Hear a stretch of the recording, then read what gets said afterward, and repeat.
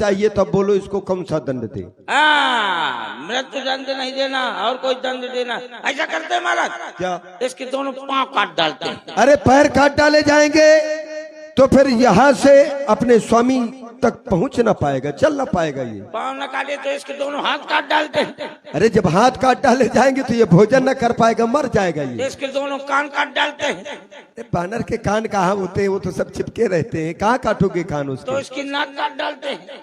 फिर वही कान और नाक पता है सब बराबर रहता है। तो सरकार मैंने शरीर के सब अंग कह दिए, अब बचो है खाली एक अंग, केवल एक अंग। एक केवल एक अंग शरीर में केवल एक ही अंग है, एक ही बचा है।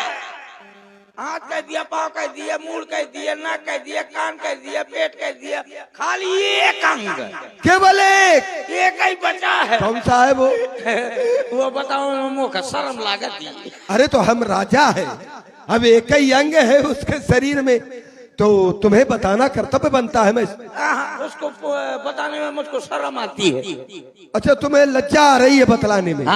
केवल है शरीर में एक, बाकी सब दो दो है। दो कान, दो हाथ, दो पैर, अब वो केवल एक है। याद आया, याद आया।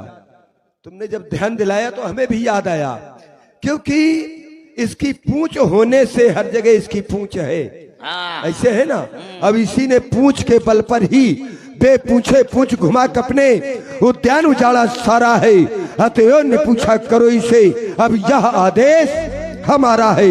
घी और तेल में वस्त्र भिगो, बंधवाओ पूंछ में बानर की, फिर कर प्रचंड प्रज्वलित अग्नि लगवाओ पूंछ में बानर की। जब जली पूंछ से जाएगा तो स्वामी को भड़काएगा, लड़ने के लिए तपस्वियों को अतिशीघ्र यहाँ ले आएगा। कब के ममता पूंछ पर तो सबई कहाऊ समझाई, तेल बोर पट बांध पुन पावक देहु लगाई। यही आदेश है तुम्हारे लिए, पूंछ में आग लगा दी जाए, अतिशीघ्र किया जाए। बिल्कुल शीघ्र है, स्टैंड अप ले आओ, अड़ा वो बंदर। और ऐसा करो, रहा न नगर बसन घृत तेला, वस्त्र नहीं रहना चाहिए एक भी न रह पाएंगे।